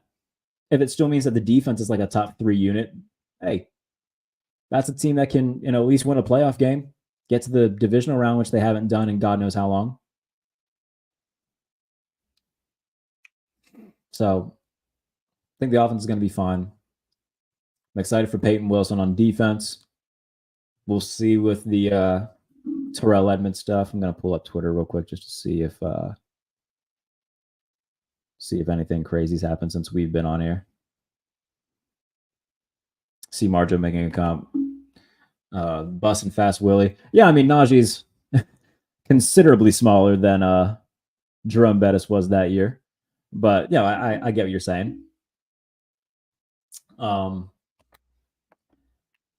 But yeah, I wanted to take today to make sure that, we highlighted other stuff besides the receiver conversation, which is why, I wanted to talk about Payton Wilson and Edmonds and Warren's comments on the quarterbacks because, we'd spent, better part of the last week talking about receiver, and rightfully so. Anytime that there's consistent rumors in late April and May, like you're going to focus hyperly on that. So I get it. And we're gonna talk about the receivers again at some point. There's going to be a trade that happens. We're going to talk about it for a while, depending on when it happens. We're going to do that thing where we, put the graphics on the board of like, oh my God, who's stopping this offense? Those conversations are going to be had. But again, the Payton Wilson stuff I've been wanting to talk about, the Jaylen Warren stuff I've been wanting to talk about. And then it just so happened today that Terrell Edmunds made that tweet, so that I wanted to talk about that as well. So I'm glad we covered all that. I'm glad that the comments, I think today was a more balanced show. We're still trying to find kind of a format for this. Found out that you guys want me to start it, closer to 7:30. I'll do that from now on, because I know a lot of people got in here a little bit later. If you're not already subscribed to the channel, please do so. I said it on Twitter. We'll make this a daily show. So Monday through Friday, between 7 and 7:30, whichever you guys would prefer. If you want 7, I'll do 7. If you want 7:30, I'll do 7:30. Can't promise an hour and a half every time, though. So, if you want to be part of the show, just make sure that you're here. I understand if you can't be here every day. Everybody's got their lives and whatnot. I get it. But we'll try to keep them within an hour, going forward. So from either 7 to 8 or 7:30 to 8:30, tentatively speaking, is when the shows will be. But of course, if news breaks on a Sunday or Saturday, then I'll do like a breaking news show and we'll talk about it. But tentatively Monday through Friday, 7:30 to 8:30. I think that's pretty doable. And then this will just be the place where we'll talk about Steelers news. I'll give you my opinions. Of course, we'll go through the comments, and you guys will be a big part of this because if you guys aren't watching and talking, then there's no point in me doing this. So I'm going to keep highlighting your comments, make sure that that's a big part of the show. Because again, if you guys weren't subscribed, if you weren't watching, I wouldn't have a reason to do it every day. So I appreciate you doing that. I know there's a few more comments in here. I'm excited about the offensive draft, but our D-line is questionable. Can Cam come back? Ogunjobi wasn't good last year. Benton. Larry Ogunjobi had his moments last year. He had a really good outing against Cleveland in the first game. And I want to say he had a nice game against the Cardinals. I think he and Keanu Benton both had like nice games against the Cardinals. A bunch of people just got hurt that game, and there wasn't anything that they could do. So Larry Ogunjobi had his moments, but for right now, he'll be this will be probably his last year. He'll be kind of this stopgap guy, and I think that they hope that Logan Lee can take over as that outside guy with Benton in the middle, and then they're gonna have to find somebody else to replace Cam, because if this isn't Cam Hayward's last year, 2025 probably will be. Cam should move to the nose tackle and let Benton grow at end where he really is going to play. Look at the picture of Cam with Fatanu and Frazier. Cam is easily 325 and maybe 330 right now. Just play nose tackle. You got to remember, man, a lot of these guys will put on a little bit of weight in the offseason, but once we get to it, hell, he's going to lose some weight. If they end up moving Benton to end, then fine, but Benton was really good at the nose last year. So I'm cool with wherever they put him. Naji needs to realize that he isn't Le'Veon Bell. Stop all that dancing and hit the hole. Yeah, I mean, he certainly had that issue throughout his career. For sure. Awesome show. Love the lives and the content. No, I appreciate that, man. Yeah, everybody seems to really love the live shows. They get a lot of attention. So, like I said, I'm going to keep doing them for sure. We'll make it a daily thing, at least for the remainder of the offseason. Like I said before, I don't know if I can do it daily during the regular season because I'm going to have a lot more, I'm going to have more responsibilities with the Steelers site and USA Today wise. But worst case scenario during the season, we'll do, like I had said before, we'll do 2 a week minimum. Like that's worst case scenario. We'll do 2 a week, which will be probably like Monday after game day, or if they play on Monday, the Tuesday after game day. If they play on Thursday, the Friday after game day. You kind of get the gist there. And then we'll do one ahead of game day. So if it's a Sunday game, probably a Friday. If it's a Sunday or Monday, we'll do it on Friday. If it's a Monday night, we can even do like a preview type thing. That could be fun. But yeah, you kind of get the gist there. It's just once we're in season, it's going to be, back to the full-time grind of writing a lot. And so there's going to be days where I'm just going to be like, man, I don't want to do a live show. I just want to relax. So Worst case scenario, we'll do it twice a week in season, but throughout the rest of the regular season, we can do this. This is good. This is fun. Again, I'm going to try to limit it to like an hour because there's other shit that I want to do with my evenings. Not to say that I don't enjoy doing this. I love doing this, but other stuff that I got to do. So, tentatively speaking, we'll do 7:30 to 8:30 Monday through Friday. Rest of the off season, we'll see where the regular season takes us. But worst case scenario, you'll get me twice a week for the live shows. If there's any more comments, you can get them in. We'll stay on for 5-10 more minutes if you guys have any more comments, questions, whatever it may be. Even if it's not Steelers related, can be NFL related as well. But we'll stay on for a few more minutes with all this. If you guys have any more comments, if not, then yeah, we can hop off. But like I said, I'll stay on for a few more minutes and see what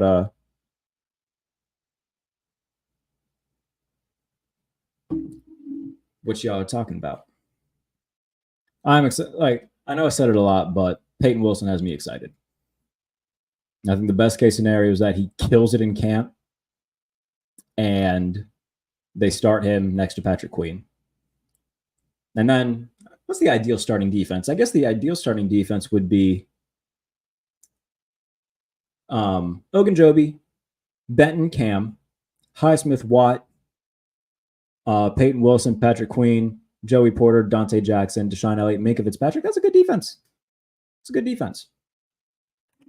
I like the theme for the show at the beginning. Oh man, that's just the generic StreamYard one. I was actually thinking today I'm gonna for my other show, the Pump Fake, like I actually have like a theme and a video and a song. Like it looks pretty good. So I'm gonna try to make one for this one. I'm gonna try to get some videos that won't be like copyrighted. But we'll figure something out. But yeah, the countdown thing, that's just through StreamYard, man. That ain't me. But I'm glad you guys like it. Will Payton Wilson get a chance to start? I hope so. I think they'll be, they're not going to rush it. Because remember what happened last year. Like Joey Porter Jr. didn't start until the Baltimore game. Only reason he started is because Levi Wallace got hurt. They didn't like fully announce Keanu Benton as a starter until midway through the year. They were patient, somewhat to a fault. But yeah, I think he'll have his chances, especially just because like if he comes anywhere near his potential early on, like that's a freak. He'll do great. Seems like a middle of the field green dot guy. Roquan did the green dot duties, I think. I think that Payton Wilson absolutely can be a green dot guy. I think here's my bold prediction. Year 2, Payton Wilson will have the green dot. Someone can clip that and we'll talk about this in 2025. But I think year 2, Payton Wilson will have the green dot. Well, what position do you think they go after first in the 2025 draft? Brother, respectfully, I could not give less of a shit about the 2025 draft right now. I saw a bunch of, not really a bunch. I saw a few people who were like, here's my way too early 2025 mock draft. And I wanted to reach through my phone and strangle them. I was like, what are you doing? Come on.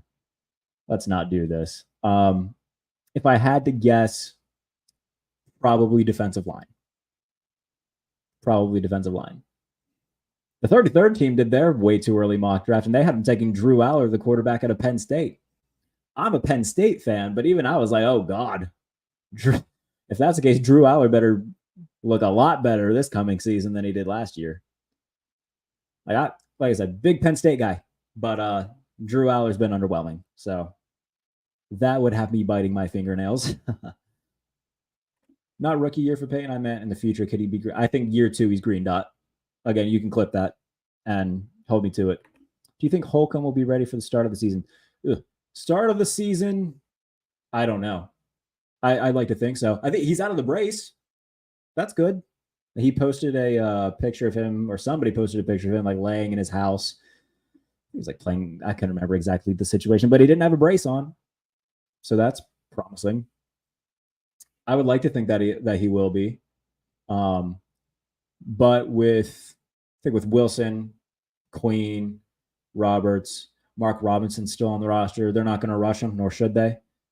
But hopefully he's back during the season. That would be good because I know his injury was pretty rough.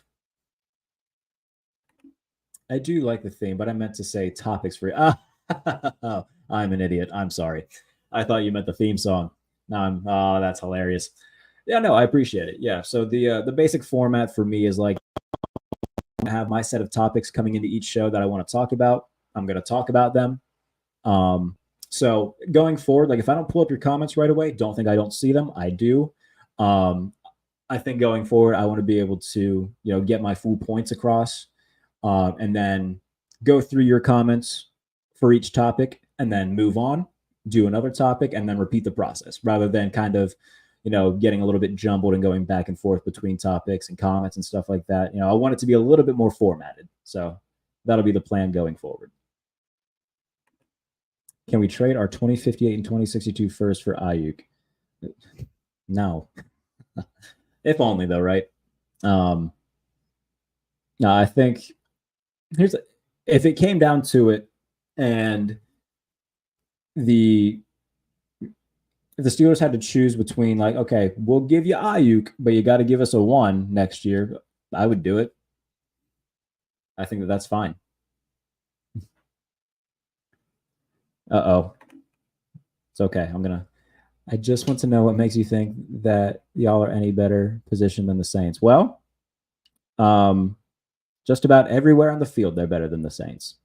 If you want to say Derek Carr's better than both Fields and Wilson right now, there's an argument there. Olave's better than any receiver that they have right now, but defensively, Steelers are better defensively than the Saints.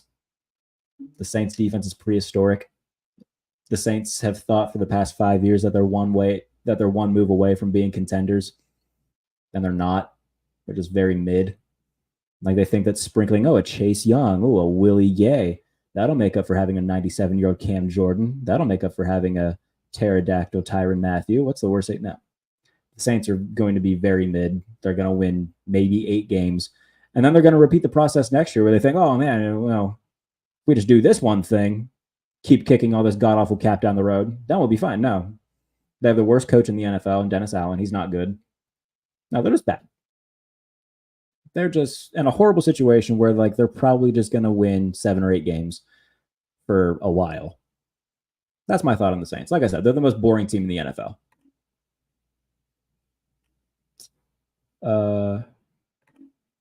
Can't come close to making the playoffs. Yeah, no, the Saints are bad. Steelers haven't finished last in the AFC North since Ronald Reagan was in the White House. So that's just factually incorrect. So there's that. That's the thing. Like everybody will come into every offseason and say, oh, the Steelers are going to be the worst team in the AFC North. They're going to finish last. They haven't finished last in the AFC North since 1988. It's just factually a stupid thing to say. So, no, Saints fans are just mad because I said that I wonder if the Steelers reached out about Olave. So now they're all butthurt and coming in here and making sure that they, And look, if I was a fan of the most boring team in the NFL, I'd be mad too. Hell, I was mad last year because the Steelers were horrible and very boring. So I get it. I get being upset and annoyed. By the way, Ross Jackson, I love Ross Jackson. He covers the Saints and does the Locked On Saints podcast. I love Ross Jackson. And I talked to him in Mobile at the Senior Bowl. I was like, dude, the Saints are bad. They're not going to be good. I'm sorry that you have to cover that team. So, yeah. Got a few friends that cover the Saints. But they're bad. I'm going to try not to do too much Saints stuff. Definitely are the most boring. Oh. Okay. Even if Kamara is better than Najee Harris, which he probably is. But the Saints aren't fun whatsoever. There's nothing exciting about them. There's no potential for them this year.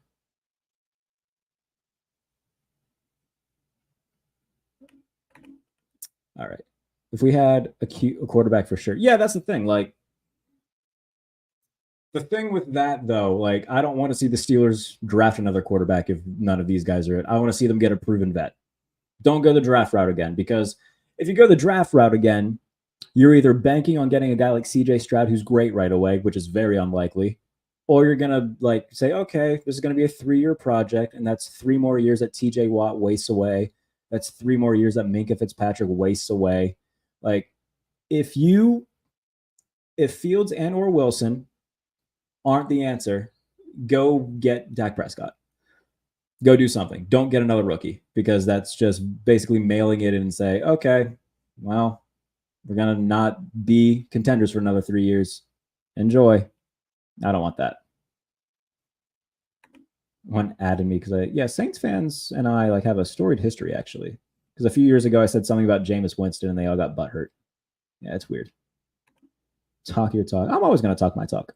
And by the way, it's all in good fun at the end of the day. You know, we all root for our group of laundry. You know, we as Steelers fans root for Steelers laundry. Saints fans root for the logo on the house. I get it. It's all in good fun. None of this is personal. This is all just goofy, you know? Cool with going 9-8 again, being able to flex. By the way, I think flexing the 9-8 thing is stupid too. I think anybody who flexes the non-losing streak, I think that's stupid to flex. We agree on that. I think that's stupid because it means nothing. At the end of the day, it doesn't mean anything. So I agree with you in that. I don't care about that. I would rather them have gone like 4-13 if it meant getting somebody good. Personally, I think the non-losing season thing is completely meaningless. So maybe I'm in the minority in Steelers fans of that, but I think it's dumb too. But there are no Steelers fans that are hanging out in a Saints chat room. Oh, well, you know, every fan base has like the goofs. You know, it's okay. It's okay. It's fine. It's all fun. Good point. Hadn't considered that regarding wasting players. Yeah, exactly. You know, like unless you're pretty certain Drew Aller is going to be CJ Stroud, which I don't think he is. You know, I would rather them just, if Wilson and Fields aren't it, I mean, Omar's shown that he's not afraid to make ballsy moves. Go get Dak Prescott next year. Get a quarterback that you know is good, rather than cross your fingers on a rookie, hope he develops quicker than you think that he will. But even then, you're wasting at least 1 year of Watt. You're wasting at least another year of Fitzpatrick. I don't want to see another rookie. I want to see a vet. I want to see a good vet. Zach Wilson's technically a vet. That doesn't count. I want to see somebody who's worth a damn. You know, that's why I really wanted them to get Kirk, because Kirk was on pace for 5,000 passing yards and I think 38 touchdowns last year before he got hurt. I think Atlanta's going to be good. They had a stupid draft and they made a bunch of dumb choices, but this year, you know, their roster, their defense, like I think they're going to be really good. So I would have liked to see the Steelers go and get Kirk Cousins, but alas, they did not. All right. Said I was going to end this, so I'm going to end it now. But we'll be back tomorrow. Tomorrow we're going to talk mostly about Justin Fields and Russell Wilson. What each one brings to the table for the offense. What each one might be, you know, a little bit of a turnoff. You know, pros and cons, basically. That's what will be mostly the focus for tomorrow. So come ready for that. Cornerback stuff. We'll talk a little bit more about that. So more Cam Sutton, some free agents that could be available. So quarterbacks and corners will be the two main focuses for tomorrow. So come ready. 7:30? Is that good? Give me somebody answer that question in the chat, by the way, because I want to make sure that all y'all are here and I don't start like a half hour early before everybody shows up. So we're going to do 7:30. Then we'll do 7:30. And we'll get back to it tomorrow, talking Justin Fields, Russell Wilson, and then cornerbacks. Whether Cam Sutton's a good idea. Talk a little bit about Beanie Bishop, who they signed as an undrafted free agent. 7:30 p.m. 7:30 p.m. Not in the morning. Should have specified that. 7:30 p.m. So we'll aim to go 7:30 to 8:30. So we'll have these be like a solid hour. If we go over a little bit, that's fine. But tentatively speaking, 7:30 to 8:30. I think that's fine.